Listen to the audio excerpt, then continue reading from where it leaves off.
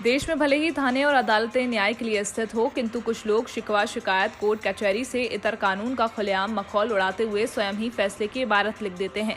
मुमकिन है कि ये प्रेरणा बिकरऊ कांड से ही मिलती है।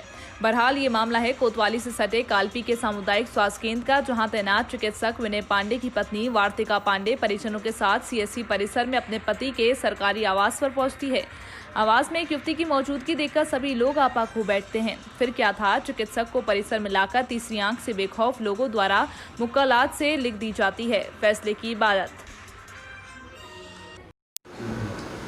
जी डॉक्टर साहब, कल जो आपके साथ में घटना घटित हुई, क्या मामला है पूरा? देखिए, अभी मेरा कोविड-19 का 23 तारीख से 23 जून से अभी 6 तारीख तक मेरा कोविड-19 का जिला कारागार में मेरी ड्यूटी थी, जहाँ पे मैं कोविड-19 पेशेंट को देख रहा था। उसके बाद मुझे 7 दिन का आइसोलेशन पीरियड दिया गया था, जिसकी वजह से मैं अपने रूम पे घर पे आराम कर रहा था।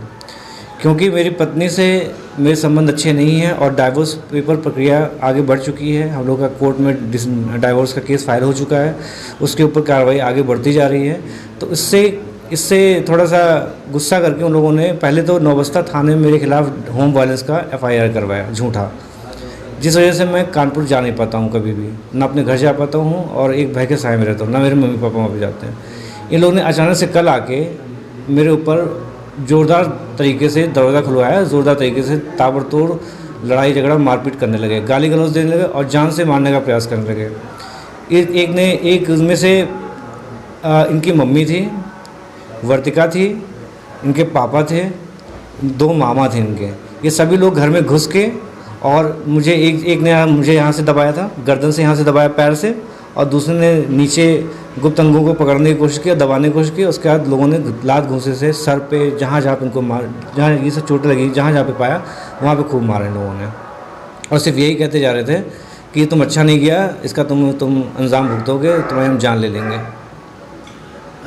एक आरोप ये लग रहा है कि आपका जो है किसी युवती से जो है अवैध संबंधों का मामला भी प्रकाश में आ रहा है। ये पूरा क्या मामला है कि इसमें क्या सच्चाई है? नहीं, कहा तो ये भी जा रहा है कि हमारी शादी हो चुकी है, पर अगर एक सरकारी डॉक्टर 2 शादियां करके रह नहीं सकता, पहली चीज़ तो ये है।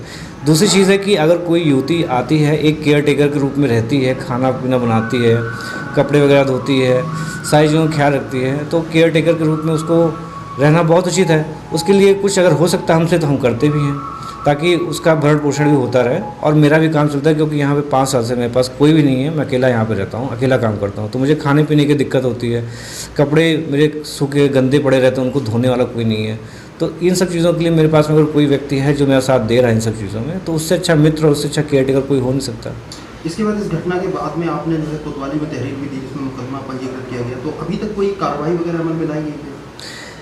देखिए, जहाँ तक कार्रवाई की बात है, तो अभी तक हमें लग रहा है कि केस को क्रॉस करने की कोशिश की जा रही है, कि केस किसी तरीके से क्रॉस हो जाए, क्योंकि इसको एक घरेलू हिंसा का रूप देने की कोशिश की जा रही है।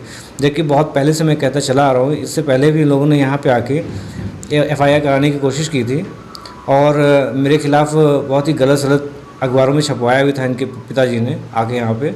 लेकिन अब इन लोगों ने एक लेवल ऊपर होके पहले तो FIR नौबस्ता थाने में की, होम वायलेंस की, जबकि वहाँ गया भी नहीं उनके घर पे, अपने घर पे नहीं गया, सॉरी, कानपुर में। और दूसरी चीज़, यहाँ पे आके इन्होंने पूरी तरीके से CSC कालपी में घुसकर, एक डॉक्टर के घर में घुसकर उसको बुरी तरीके से मारना, पीटना और जान लेने का प्रयास करना। वो तो शुक्र है कि नीचे पहुँच गया। नीचे पहुँचने पर कुछ लोगों ने देख लिया, इंटरफेयर करने की कोशिश की, तो ये लोग थोड़ा शांत हुए। अदरवाइज़ ये पूरी तरीके से मूड बना के आए थे कि इसको आज ही निपटा देना है। क्योंकि इनके पिताजी कई दिन से ये चीज़ें कह रहे हैं कि इसको मैं गंगा में, यमुना में काट के फेंक दूँगा और इसको मैं किसी तरीके से यहाँ पे जिंदा नहीं रहने दूंगा। ये इनके जनवरी से इनके डायलॉग्स ही चल रहे हैं कि क्योंकि हम लोग का कोर्ट का केस का जो तारीखें चल रही है, हम लोग की अनबन जनवरी से ही है, नवंबर दिसंबर जनवरी से है। तो ये तब से इन लोग का इस तरीके का जान से मारने का प्रयास करने की कोशिश की जा रही है। लेटेस्ट न्यूज़ देखने के लिए प्राइम ब्रेकिंग न्यूज़ चैनल को सब्सक्राइब करना ना भूलें और साथ ही डेली अपडेट्स पाने के लिए बेल आइकन